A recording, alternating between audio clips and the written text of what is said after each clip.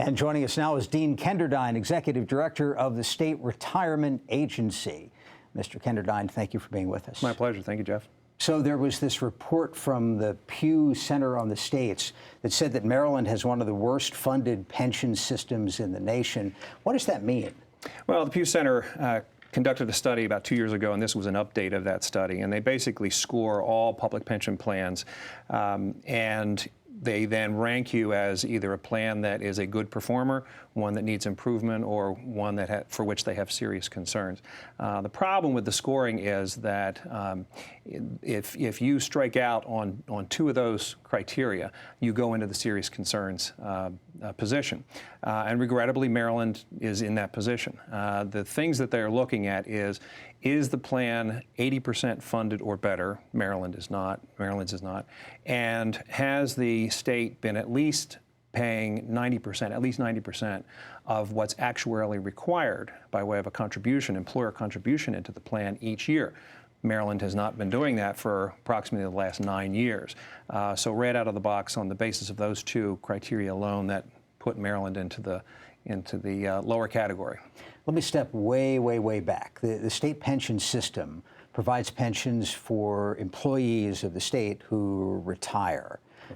So that's important to the state because it's an obligation of the state, and as somebody goes through their career, money is contributed to the pension system by the state and a little bit from the employee as well. Employee. That's correct. So not enough money is being contributed? Is that the short version? Well, there's a number of things that have contributed to the underfunded status of the system. Clearly, the financial market collapse of 08 and 09 was a major contributor to that, as was the bear market of 01 and 02. So those two combined probably represent a good 60% to maybe 70% of the underfunded position we find ourselves in. Well, of course, markets do that periodically. Sure. And the system is providing pensions to state employees, but it's also important to bear in mind that our public pension plan also covers the pension obligations for all of our public school teachers throughout the state of Maryland, and that, in fact, is about 2/3 of the state's obligation of the liabilities associated with these pensions is associated with our public school teachers. But it's public employees, school teachers, state troopers, correctional officers, judges, everyone who is in a public position, including teachers. How many people are we talking about? About 373,000 are members of our system. 127,000 of those are presently receiving a benefit from us. And then we have about 195,000 that are currently active, working and looking forward to a pension when they retire. What's a way, I want to ask what the average benefit is, but I'm not sure that's the most meaningful number. In comparison to other states, is there a way to quantify how generous or stingy our system is? That has not really been assessed for quite some time. I know that years ago when there was a benefit enhancement that was approved by the legislature in 2006, Maryland ranked fairly close to the bottom at that point in time. But then I think we're kind of, at present, at least the last time it was assessed, we were kind of in the middle of the pack or maybe a little bit below that. An average benefit is about $20,000, $20,250 per year for an average payee. Now that's obviously an average of all lengths of service, so somebody who doesn't work a full 30 years or beyond that for the state or as a teacher is not going to draw as much of a benefit, obviously, at the time they retire. Do those people have anything to worry about because of what the Pew Center is saying? No, and I don't think we collectively don't have anything to worry about, in that what's most important is that the pension plan is working itself toward a better funded status, and we're clearly on that path.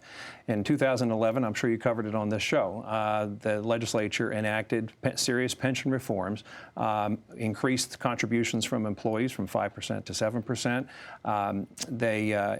For new employees coming in, the benefit is going to be a lesser benefit than those that have been working for the state up until that time.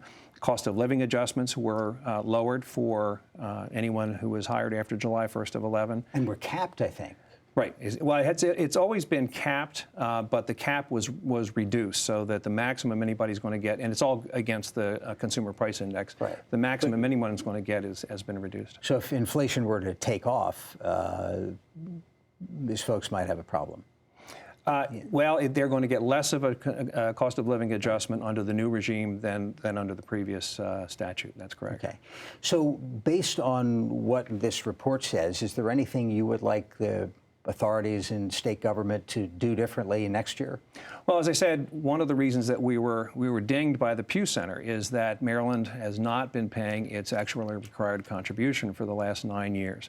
And my Board of Trustees has, for the last many years, strongly advocated the elimination of the statutory provision that allows the state to underpay the required contribution.